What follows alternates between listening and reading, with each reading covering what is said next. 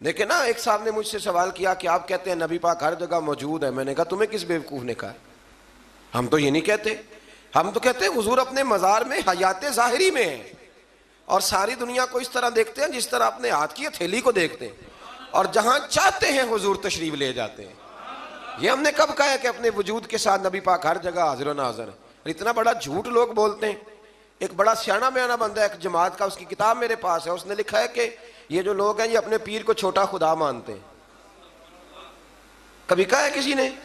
کیا فضول بات ہے. آپ مسلمانوں کے ذمہ وہ باتیں لگائیں گے جن کا دور دور تک کوئی تعلق ہی نہیں, اور پھر آپ کو ڈرنا چاہیے اللہ تعالیٰ سے. اسی طرح ایک صاحب ایک دفعہ مجھے ایک فلائٹ میں مل گئے, میں ملک سے باہر جا رہا تھا تو لمبا سفر تھا, تو لمبا سفر طرح فلائٹ لمبی ہوتی ہے تو بندے تھک جاتے ہیں, پھر وہ کوشش کرتے ہیں کوئی بندہ ملے جس کے ساتھ کو پونا گھنٹہ گپ شپ لگ جائے.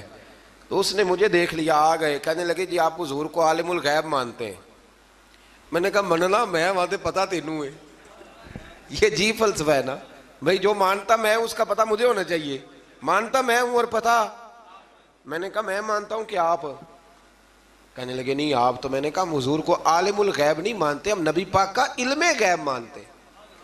حضور کا علم غیب, وہ علم غیب جو انہیں اللہ نے عطا فرمایا ہے, اللہ کا دیا ہوا علم غیب. عالم الغیب تو اللہ ہے.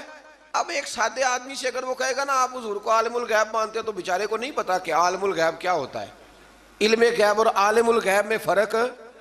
تو وہ بیچارہ کہہ دے گا کہ بھئی ہاں ہم مانتے ہیں.